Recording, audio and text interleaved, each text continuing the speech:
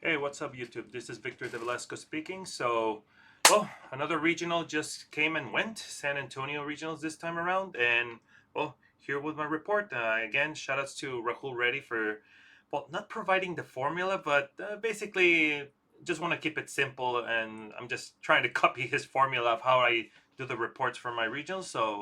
Well, here I am again. Well, the first thing that you guys might notice is I just changed decks. So many of you probably know me more as a Gold Angle player, but this time around I actually went with what I actually am more of, which is a control player. So basically, um, ever since Azul GG won a regional back in May, I think it was in Europe, I don't recall. I also decided to start playing Snorlax, and that's what I've been playing ever since then. Now, sometimes I might change decks whenever I don't feel comfortable with Snorlax or whenever I feel like I cracked the code on something else.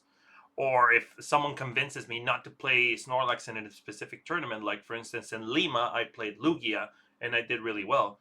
Shout out to Rahul again for providing the exact 60. and and now recently, well, in Sacramento and Toronto, I used Goldango, but I decided to go back to Snorlax, and I don't regret that decision. I think I did pretty well. It's just that luck was not in my favor in my losses on day one, and on day two, I literally either misplayed or had bad luck. But I'll elaborate more as we go on. So last time I noticed the video went pretty long, so I'm gonna try to go as quickly as possible, not try to elaborate too much on every game, so we can look for just the most important aspects of every game I went to, and also try to elaborate on the list itself. Given that I've already spoken a little bit, so let's get on to this. So first things first, I'm gonna focus on the list. So as you can see, that's the exact 60 I went with. Um, pretty standard, but you would notice that there's a lot of random cards that you wouldn't expect to see in your average Snorlax deck list. So one of them is, of course, the Ursaluna EX, which most of the time is just it's an improvisation card. It's like you never know when you need it, and when you have it, it's a good surprise because you would never expect a Snorlax player to first attack and second one shot. Like you would never expect something like that. So that's why it can catch some people off guard. Although it's not necessarily used to win games by taking prizes. Sometimes it's just to take out one threat and then afterwards just continue the game as you would normally do. Like for instance against Lugia, you want to take out the Chinchino, and after you take care of the Chinchino, you can technically win the game with Cornerstone Mask, for instance. Or for instance against Asian Box or Roaring Moon EX, you're probably already lost by the time you go to any of those guys. But if you have an Ursa Luna and your opponent is not prepared for it, and you played your cards correctly, you can technically win the game thanks to Ursa Luna. So it's more of an improvisation card, but I'll elaborate more in the rundown. So next card, Regieleki. I included the Regieleki because it probably gives me an auto win against the mirror and probably even Pidgeot control. Well, except that they happen to play Sandshrew, of course. But if they don't, then this basically makes it an auto win against the mirror. Um, then Mantine, well, you know the drill. And Mimikyu, well, one thing I kind of regret, but then again, it's not like I had any choice anyway. It's just running one Mimikyu. I would have preferred to run two, but since there were not a lot of Raging Bolts anymore, and Archolodon is still a bad matchup anyway, I thought that it wasn't going to be that necessary, or there were going to be very little occasions where I really, really was desperate for having a second one. But the Cornerstone match, the only reason I run two is because of the Charizard matchup. That's the only reason. If I could remove one, I would definitely do it. But since Charizard is still considered a threat still, it had to be there. So that's why I'm running two rather than two Mimikyus. Then moving on to supporter line, well, the only one is Colress Tenacity. Well, I'll elaborate more as we go to the bottom, as you probably already saw. So, okay. Then items, I think the vacuum is important because it's important against Cloth Terrapagos. So technically, you can technically win the game if you remove all four of their tools and then they can no longer attack. Oh, and since Terrapagos can still technically attack, that's when Ursa Luna comes into play because you can technically remove all of the tools, um, and then Terrapagos is the last threat. You can just kill it, and then if they don't happen to have another Terrapagos with another energy and such, that's technically win for you already. So it's just to take care of that last threat, and probably by that point they're not gonna immediately respond. So the vacuum is important, and that's how also Regieleki comes into play, because you can technically vacuum and immediately recover with Regieleki rather than relying on Silene heads and then getting it next turn, etc. So now you have an extra way to get the vacuum. I only went with one flute because I'm so unlucky with flutes. Like, even if I play 4 flutes, they never seem to work. And also because since everybody's doing it, then I take for granted that people will start discarding everything, or just trying to take things out of their deck just till they can't be pulled with the flute. So I decided to run all 3.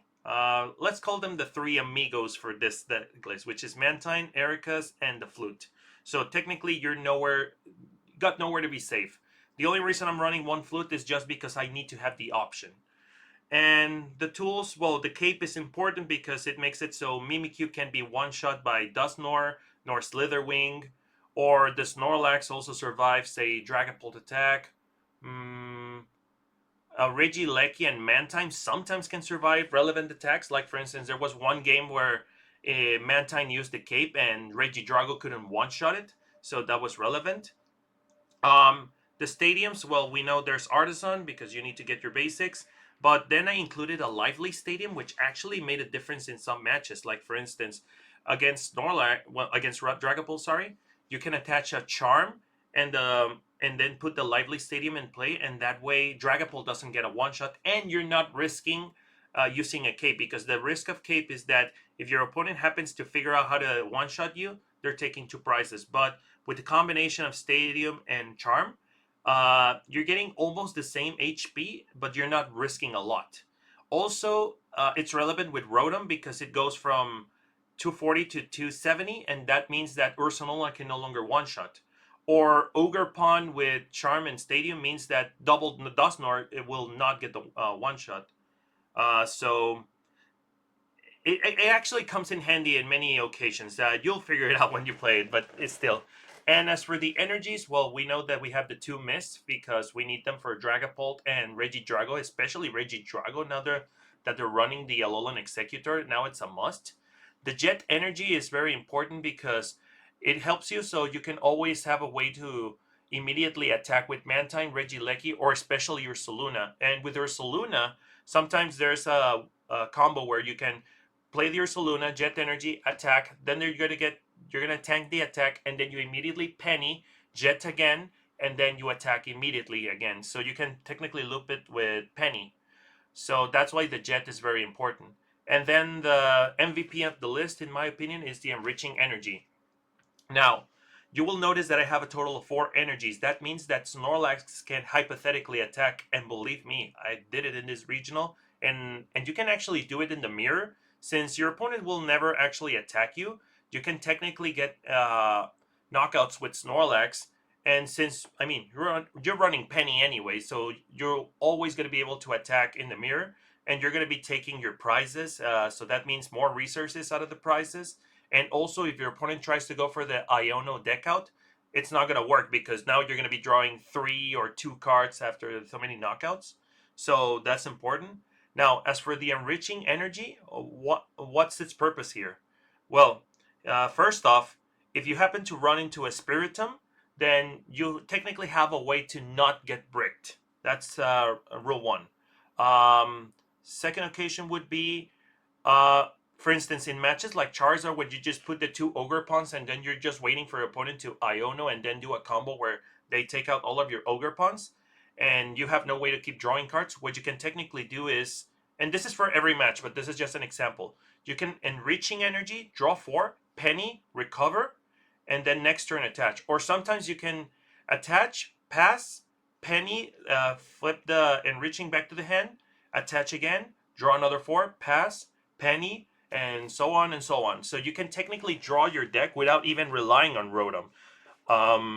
And then another thing that it came in handy is when you do the Pidgeot loop, you can technically play Pidgeot, attach energy, draw your deck, and then shuffle the Pidgeot alongside the energy. That is important because if your opponent Ionos you, you're guaranteed to draw a Pidgeot and the energy. So technically, you're going to be drawing your six, plus you're going to get, well, your top deck and then an additional four. And then it's up to you whether you want to attach it to Pidgeot and send it back to the deck immediately, or just have the energy to attach it to someone else. It's up to you. But it helps you in a way that you don't get bricked so easily. And then going back to Colress Tenacity, now, since I'm running quite the amount of energies, plus I have an energy that allows me to draw cards, Colress Tenacity all of a sudden becomes a draw four. And also you have a combo with Colress where you can get the Artisan and Jet Energy, so you can immediately get a Mantine or Regieleki, for example, Jet Energy, and use their attacks. So that's another combo with Colress. And lastly, against Regidrago, there will be players that probably will be tempted to play the Kyurem because technically they can now attack for one energy. And whether they get the attack or not, you can just immediately Palpat the Colress away, and then they already did the job for you to get the Kyurem on the field, which is something that you would want. So, well, given that I now explained the deck list, let's go to the rundown and try to go as quickly as possible. So, my first round was against Michael Cottish from the US. He was playing Duraludon. Um, well, nothing to do there. Like, it's a it's a really difficult match, and especially in the first game. Well, one thing, he played the Pokestop, and on the first game, I remember I Pokestopped away Enriching Energy, Lively Stadium, and Jet Energy, and I had to keep using Silene to just recover those resources rather than using Silene to get Palpats or keep Eerie, Misfortune, Sorosic, whatever. So in the end, eventually he got the knockout by using Boss on Rotom and then a Jamming Tower, and that was the game. And on second game, well, he was just playing a stall game. He didn't even attack. I remember I was trying to. Well, he took one prize, and then I remember I was trying to load up the bear, so I could get four energies and start attacking just to tempt him to, well, strike back. But I knew it was a slow game, and then eventually time was called and he got the win. Now, second game it was against Raul Arroyo. He was a Goldango player. That was probably the shortest game. Well, not quite. Spoiler alert. That's gonna be way after. Well, that was my quickest game so far. He was playing Goldango. I remember he started off with Bundle in game one, and then he concedes immediately because, well, around turn two, because I remember he played Cologne to retreat. Then he used the A spec to get all of his energies, and he passed. And then I immediately Sorosic, so he would discard all of his energies, and then now he had to use the superior energy retrievals to get them back. But then, well, he conceded. Game two, I remember he Cypher Maniac for one card, passed. Next turn it was an Irida. Got the Greninja, the Puffins, started loading. Then he would use the Canceling Collude to retreat, bring out the attacker, and just take a prize. But then from then on, it was just like, no, there's nothing to do there. And one thing I noticed is that he discarded the Togekiss. In the second game, he discarded the Togekiss very early on. So I guess he didn't notice that the Togekiss was extremely important for this matchup because, I mean, you want to take your prizes as quickly as possible. I mean, you have very slim chance to defeat Snorlax, so you might as well do it quickly. And second, Togekiss is your Mimikyu counter. So even if you have to load up three energies, the fact that you can still attack, even if you poke a Snorlax with 140, that's still a lot, and I still have to penny, and you can just penny every turn. So the Togekiss can still put in a little bit of pressure. I mean, at the end of the day, I can still use the Cornerstone Mask, but I mean, it's just an option. Okay, so next game it was against Luis Miguel Rosales Valdez. He's from Saltillo, Mexico, if I can remember correctly. Um, he played Roaring Moon EX. Like, that's another bad matchup, probably even worse than Archaludon. So I remember there was one misplay he made on game one, I believe it was, where he prime catchered my Rotom, and he tried to do Calamity Storm, but the problem was that he forgot that I had the tool on, so it wasn't a one shot. So I just ended up pennying and such, but that didn't help a lot. Like, he literally just He would just wipe my board and nothing to do there.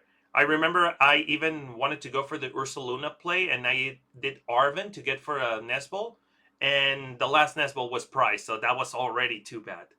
And on game two, I remember there was a point in the game where he had no Pokestops left, no Dark Patches left. So I was like, okay, he can't do 220 anymore. He's just gonna be hitting for 100. And if I can keep the Mist Energy on the bear, he's gonna be able. I'm gonna be able to withstand a lot of hits. So I tried to go for that play, but eventually the problem was that he was playing Koraidon, and there's no way around Koraidon. Like he just goes SADA attach, manual attachment, and he gets me. So I was already doing a master class on how to make a comeback there, but no, it was too much. And one thing I remember that I played the bear and attached a fan, so he hit me, and then the energy was moved to the back. I think to a Greninja, and then there was a point where he had only one card in hand, and he drew boss a Rotom, I think it was, or no, I think it was a Mimikyu because he was down to one price. So I remember he bossed into a Mimikyu, and he happily wanted to do the frenzy gouging, but he forgot that he didn't have enough energy, so he wanted to correct it with a stretcher that he happened to have in hand. But since he already declared the attack, then there was nothing he could do. But I mean, it didn't help at the end because eventually he would get a Koraidon knockout on my bear, so nothing to do there. Um, Next game on round four, it was another countryman, Alec Barquiarena. Okay, sorry, it's not a very common last name, even for Mexico standards. So sorry. Um, so he was playing Miraidon, and I don't remember exactly how it went. I just remember it was an easy to win. But one thing I remember on game two was that he almost filled up his bench, and then I used Mantine on Ursaluna and made sure the Pikachu wasn't around, so I knew that he was going to be bench locked. But then he told me that the Pikachu was prized, so probably nothing he could have done there. Nothing special, or at least nothing that I can remember so far. Round five, it was against a Titus Lee or Titus Lee. Sorry if I mispronounced that. Um, he was playing Lost Box with Roaring Moon, Ursaluna, and I even remember I saw a Hoopa there. Like what? All right, whatever. So I remember on game one he only started a Comfy, and he was very slow during the game, and I eventually misfortuned him to death. And game two he started Roaring Moon, and he frenzied gouging against a Snorlax and then against a Mimikyu, and I got two prizes. Then he got the Roaring Moon again, and at the end of the day, he ended up with one prize. So I was like, okay, I can't stall him that much. So I brought up the bear. I attached a jet energy, or no, no. I remember I think I was down only one Snorlax on field.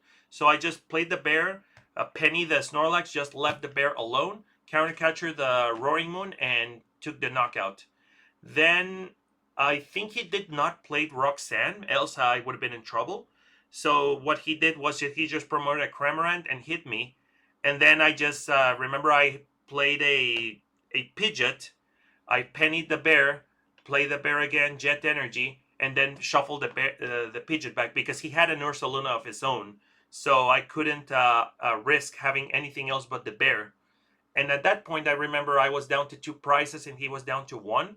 So what I decided to do was, rather than killing the Cramorant, I decided to counter catcher the bear. So that way I wouldn't lose my ability to use counter catcher. And at that point, he ran out of super rods and he had a pretty low deck size. So I remember I was like, no, there's no way he's gonna bring back the Roaring Moon. So no need to worry about the mist energy. So eventually I get a hit on Ursaluna, and I think I didn't even win by taking prizes. I was just whittling him down until he ran out of cards. But just the fact that I was literally hitting him, it kept the pressure of me being able to eventually get the game through prizes. But that was it. Now round six, it was a Reggie Drago against John Kim. So I remember he was not playing Executor, And I remember in one game I even used the flute and get 4 Pokemon there, and he was really mad. And I also noticed he plays a Thornton, so I was kind of scared that he would Thornton something. Especially, I was scared that he would Thornton into a Kyurem because I had the chorus in the trash and I couldn't get it out of the trash. But he never noticed that. I even told him at the end of the game. He was like, "Really? I didn't even remember that." But whatever. So round seven, it's against a Raging Bolt, and sadly from Ethan, he told me that he never played against Snorlax before, and it showed because I remember there was a game where I only had the.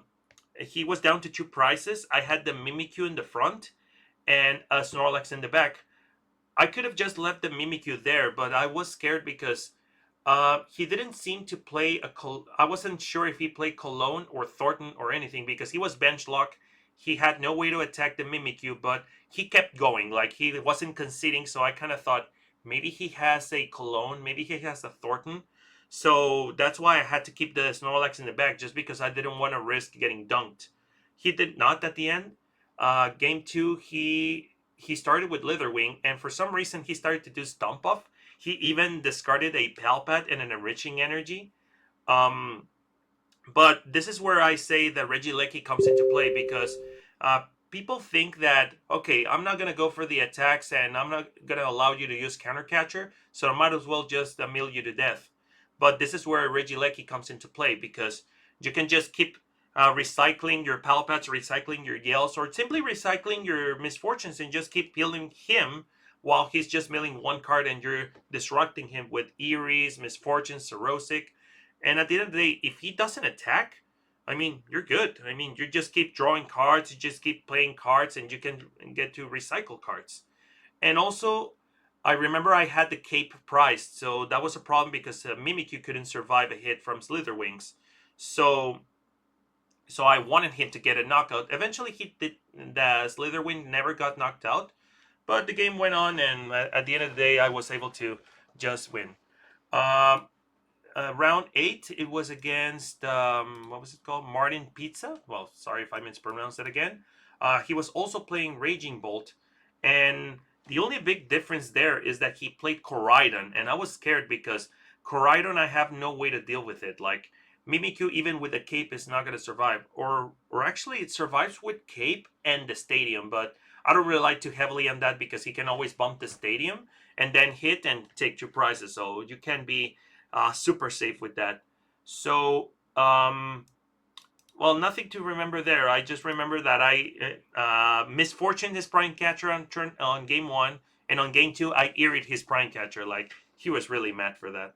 Then round nine against Maxwell Johnson, he was playing Lugia, so that was my winning in for day two. I knew that if I tie, I could still make day two, but I was wondering if I should have just ID'd. Well, he didn't accept the ID, or I was wondering if I should ID or just go for it. And then I saw the Lugia, and I thought, oh, of course, he wanted to play the game. Um, he beat me game one, and game two. That's probably the craziest game I've ever had against Lugia.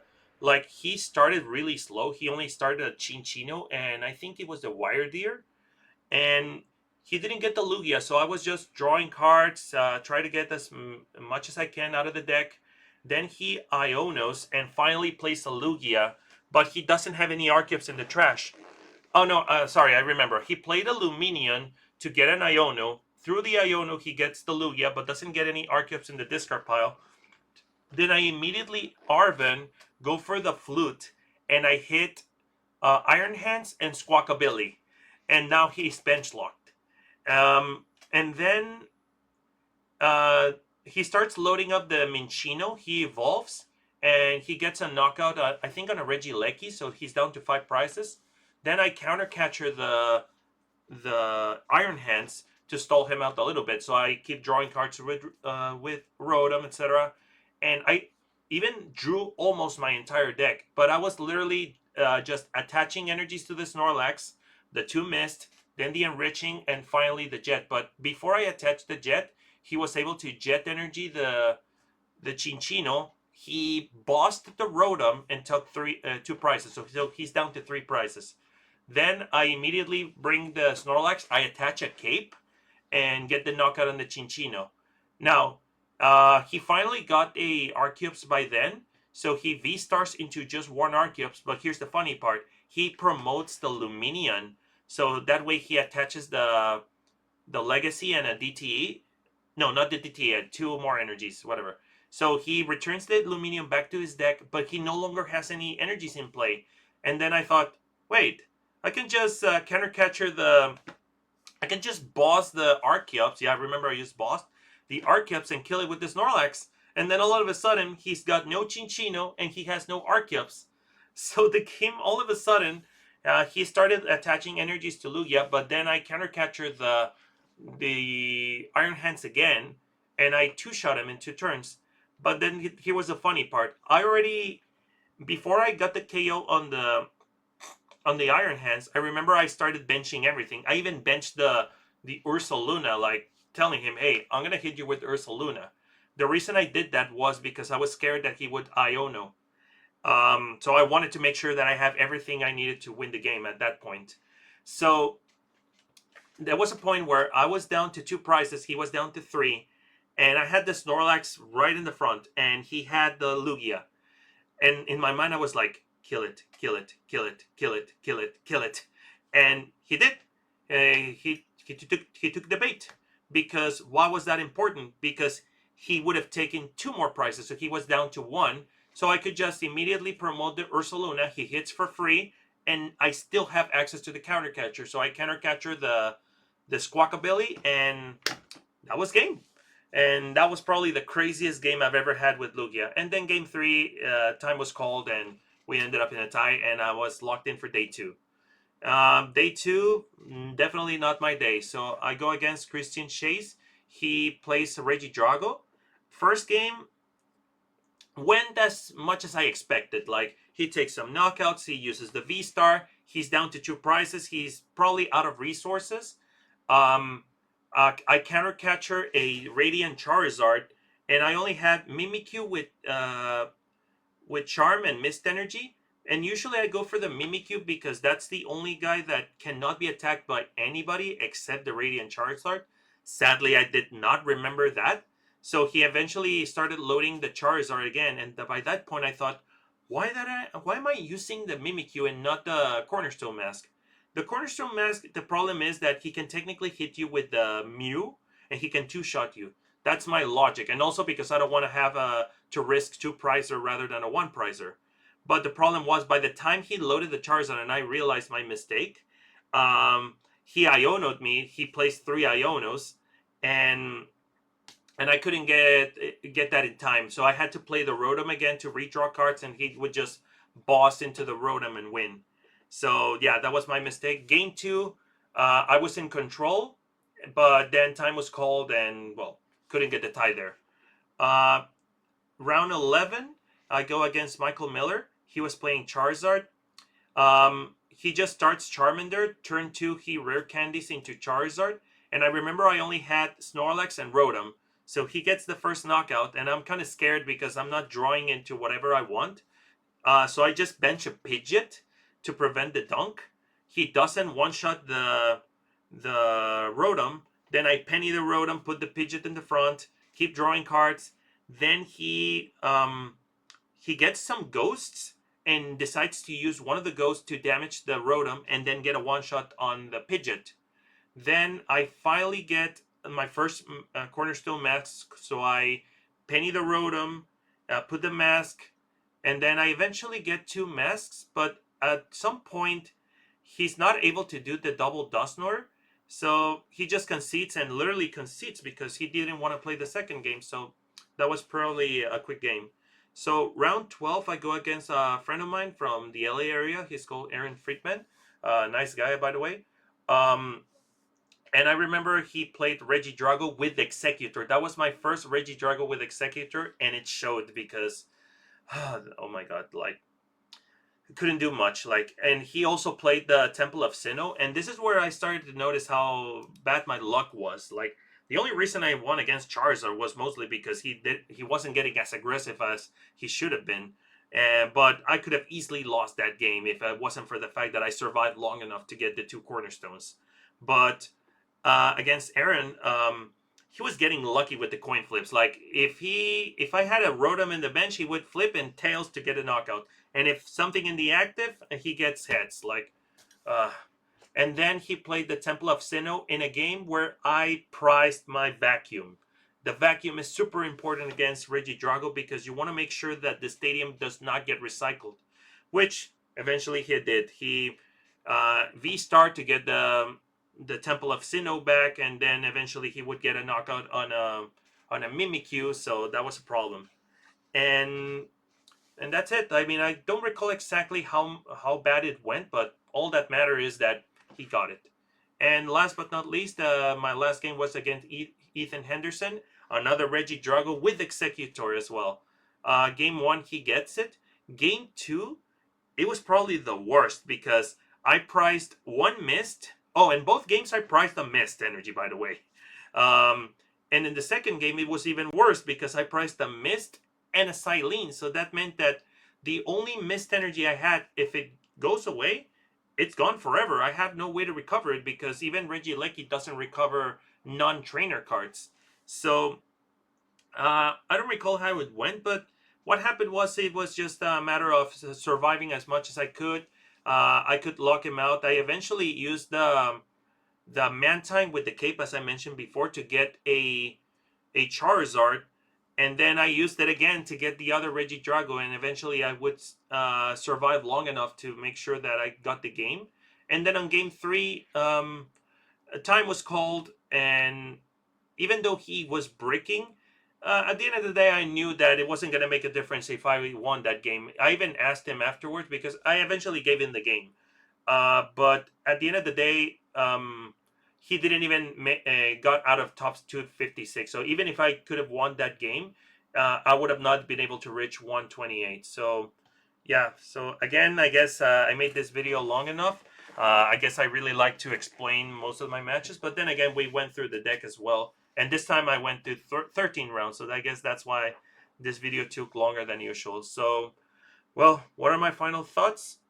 Not sure if this is going to be Snorlax's last stand. We have Prismatic Evolution coming up. Maybe we can figure something out. I don't think so because Voodoo is definitely going to um, throw a wrench into our plans. So maybe it's not going to be a good pick, but who knows? Maybe someone will figure something out. Maybe I figure something out. But what matters is this is the end of Surging Sparks era, so might as well just take a break, go for something else, or maybe I'll figure something out for EUIC. I don't know, or maybe Merida, which is coming up in a couple of weeks. So who knows?